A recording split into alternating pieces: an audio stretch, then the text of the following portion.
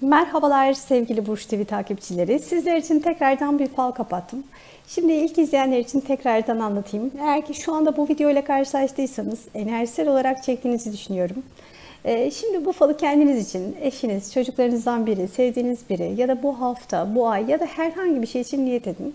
Ben de açıp herkesin baktığı gibi bakacağım. İçini de çok net göstereceğim. Çünkü benim bir iddiam yok. Bu sizin enerjinizle alakalı. Eğer ki şu anda bu video ile karşılaştıysanız kafanızdaki kişiyle ya da konularla ilgili bir mesaj alacakmışsınız gibi geliyor.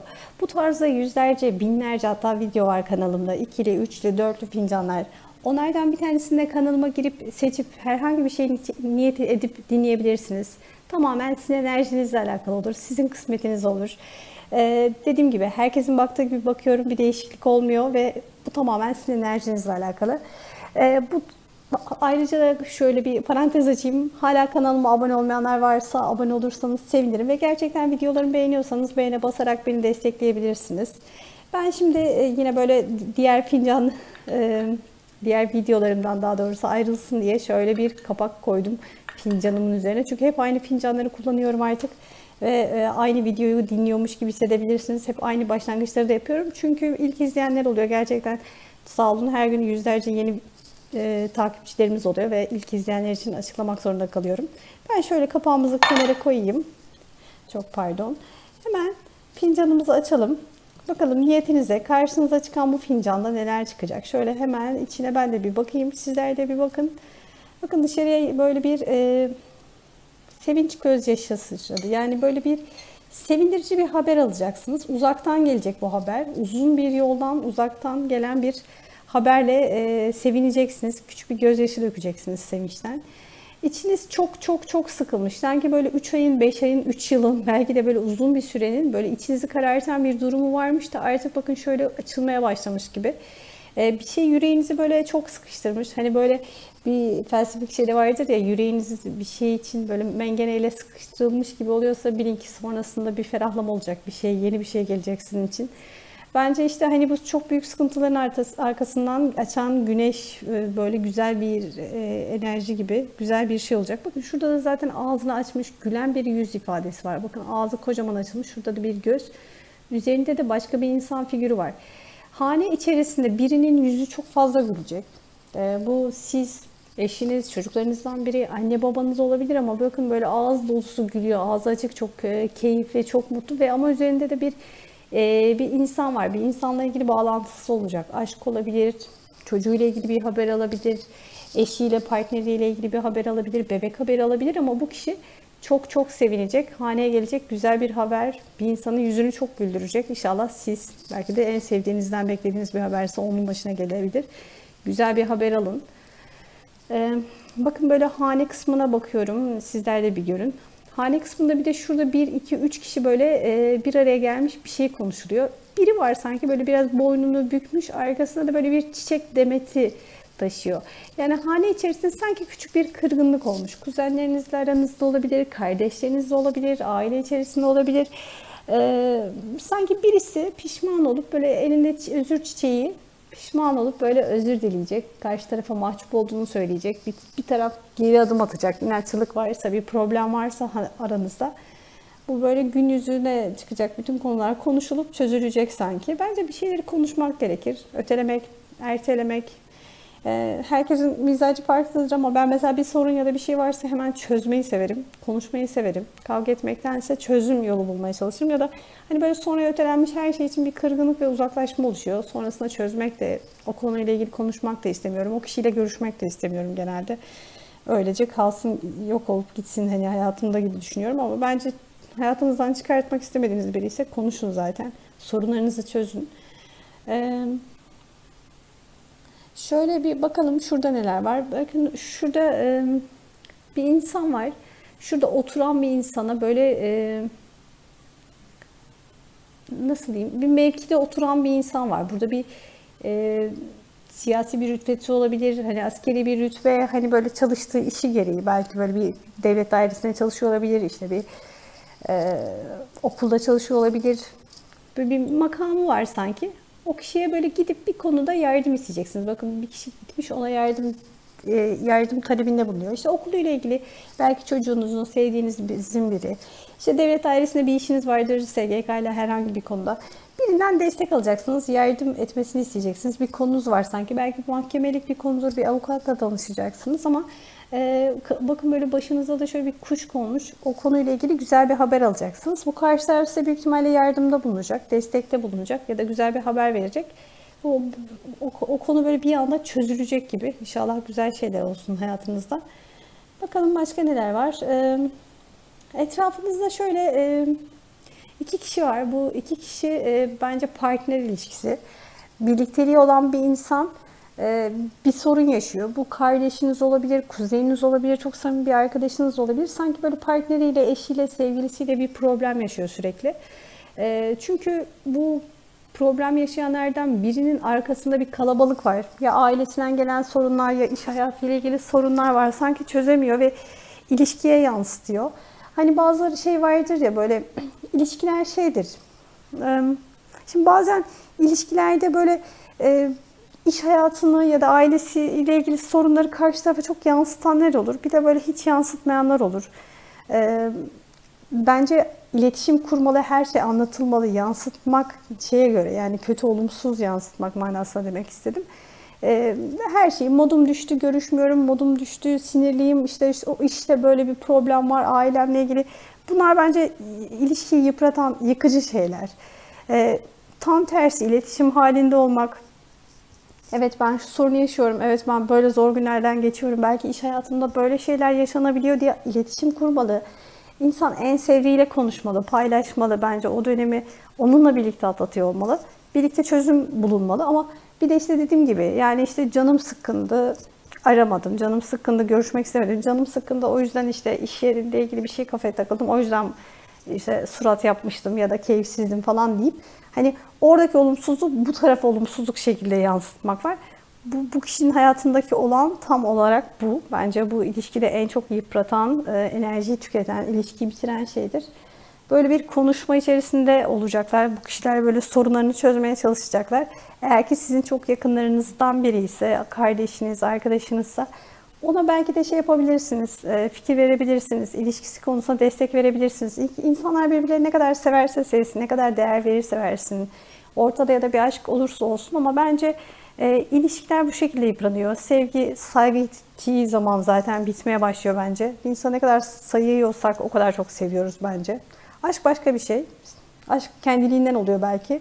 Bilmiyorum, yorumlara da bekliyorum. Aşkta hiç karşı tarafı düşünmeden, tanımadan bir duygu üretebiliyorsunuz. Hani bir an için bir ömür verilir diye bir söz var ya. Evet bence öyle bir şey olabilir ama tanıdıkça bu ya sevgiye dönüşür saygıyla birlikte ya da bence gidip giden bir şey aşk. O yüzden bitirmemek istemedikleri bir ilişki varsa onlara destek olun bu konuda. Şurada bir insan var yine oturmuş. Böyle elini kaldırmış hani böyle birinden bir şey yalvarırcasına hani yalvarırım bunu yapma, yalvarırım hani bana yardım et. Hani böyle birisi size böyle o kadar içten gelip bir destek, yardımda bulunmanızı isteyecek ki hani böyle hayatında zor ve ani gelişen bir konuda sizden fikir alacak, destek alacak.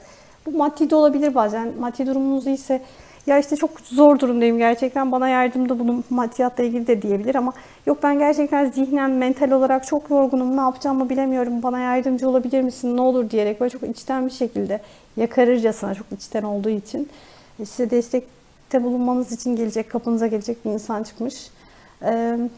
Kafanızda böyle bir karmaşa var bir konuyu çözemiyorsunuz ya da bir kişiyle ilgili kafanızda bir şey netleşmiyor.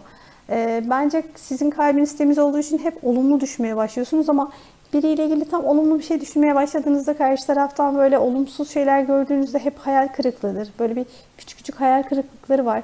Yine de onu hani yaşadığınız, gördüğünüz şeylere rağmen kötü bir yere oturtamıyorsunuz. Hep iyimser düşmeye çalışıyorsunuz ama küçük küçük kalp kırıklıkları oluşmuş biriyle ilgili. Birinin tavır ve davranışlarını çözemiyorsunuz. Bir tutarsızlık hissediyorsunuz gibi. Söylediği sözlerle yaptığı şeyler aynı olmayan insanlar güvensizlik verir. Bu demek değildir ki o güvensiz bir insan. Belki de çok güvenilir bir insandır ama bazı insanlar tutarsız hareket eder. Ağzından çıkan sözler gibi davranmazlar. Sizi çok önemsediğini söylerler ama Gerçekte bir bakarsınız ki sizi önemseyen tek bir hareket yapmazlar. Sonra da der ki ya ben seni önemsiyorum. Belki içten önemsiyor olabilir, bunu söze de döküyor olabilir ama eyleme geçirmediği için siz aslında öyle olmadığını düşünmeye başlarsınız. Bu size güvensizlik oluşturur. Bu sizi kırar. Hani karşı taraf bunu anlayamaz. Çünkü neden? Ben söylüyorum, sana değer veriyorum, sana işte karşı iyi şeyler düşünüyorum falan der ama söylediği sözlerle tavır ve davranışları bir değildir. O zaman da işte böyle bir anlaşmazlık olur. Yani bu etrafınızda bir insan, işte iş yeriyle ilgili olabilir, iş yerinden biri olabilir, arkadaş çevresi ya da aile. Umarım çok sevdiğiniz biri değildir. O daha büyük bir kalp kırıklığı. Yani böyle hep bir tutarsızlık, bir tutarsızlık gibi böyle bir şeyler var. Kalbinizi kırıp sizi yoran biri, yoran bir ilişki. Bence şeydir, yoran ilişkiler hep zaman içerisinde bitmeye mahkumdur. Çünkü bir gün gerçekten tam anlamıyla yorulursunuz, tamamen tükenirsiniz. O zaman da biter. Her ne kadar iyi olsa da, her ne kadar ne olursa olsun, artıları ne olursa olsun yoran ilişkiler her zaman bence biter. Çünkü öyle olması da daha mantıklı. Sizi yoran değil, sizi yükselten, enerjinizi yükselten ilişkilere yelken açın. Arkadaşlık da aynı şekilde. Çünkü ben şey istemiyorum ki mesela, hani şunu böyle siz de tabii yorum yapabilirsiniz bu konuda. Ya beni yoracak bir arkadaşlık da istemiyorum.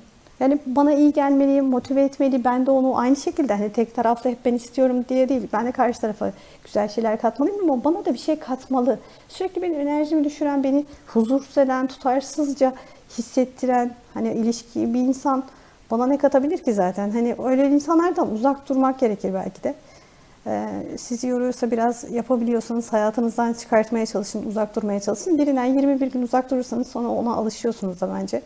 Belki de deneyebilirsiniz bunu. İçinizdeki o sıkıntı böyle gidecek güzel bir haberle ama böyle içiniz çok şey olmuş. Artık böyle bir şey böyle patlaya patlaya içinizde yanacak hali de kalmamış artık. Küllere dönüşmeye başlamış. Artık böyle biraz yatışacak. Sizi o yakan üzen neyse biraz normalleşecek. Bence artık hayatın akışına bırakacaksınız kendinizi. 3 kişi var. 3 kişi gelecek böyle bir ortamda. Siz de 4. kişi olacaksınız. Çok güzel bir sohbet olacak. Orada güzel bir haber alacaksınız. İsminde A ve İ harfleri olan bir insan olacak bu 4 kişinin içerisinde. Onlardan bir kişi, yani bu harflere sahip olan kişi de olabilir isminde veya soy isminde, ya da birisi çok güzel bir haber alacak. Çok sevinçli bir şey. Belki de bir kutlama yapacaksınız. Güzel bir haberini alacaksınız o 4 kişiden birinin. Bence güzel başlangıçların olduğu bir dönem. Hani sıkıntılar biraz geride kalacak ve öyle de düşünelim, öyle de olsun. Bir de tabağımıza bakalım. Tabağımızda neler çıkacak?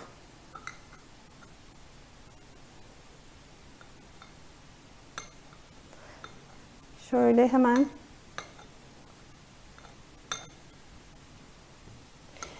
bakın, burada sanki 2 tane insan böyle sarmaş dolaş, böyle ağız ağza vermiş sohbet ediyor, sarılıyor. Çok samimi, çok sıcak bir ortamın içerisinde bulacaksınız. Bu çok güzel bir dostluk da olabilir. Hep diyorum ya, bence sevgi çok çeşitli.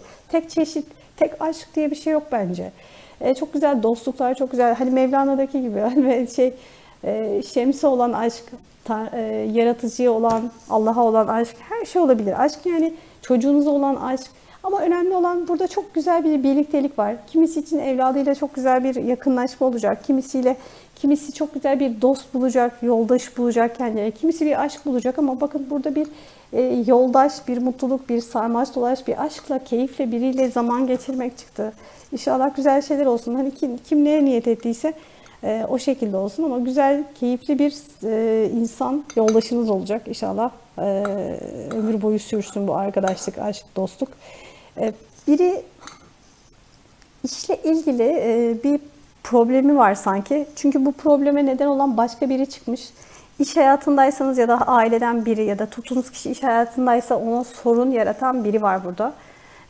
O kişi iş yerinden uzaklaşacak, işten çıkacak ya da bir şey olacak ve sanki o kalan kişi de rahatlayacak. Yani o sorun yaşayan kişi de rahatlayacak. Bir uzaklaşma. Sanki böyle yakın zamanda da bir çözüme kavuşmak gibi bir şey çıkmış. Bence güzel bir faldı. Hayatta hep zorluklar oluyor, zor dönemler oluyor ama sanki biraz daha ferahlayacağınız bir dönem. Özellikle de bir yoldaş, belki sorunlarınızı atlatırken size destek olacak bir arkadaş, akraba biri de olabilir bu. Ama çok güzel çıkmış. Yine de biz güzel olumlamalar yaparak bitirelim. Her ne dilediyseniz güzel dilekleriniz gerçek olsun diliyorum. Sevgiyle kalın, hoşça kalın.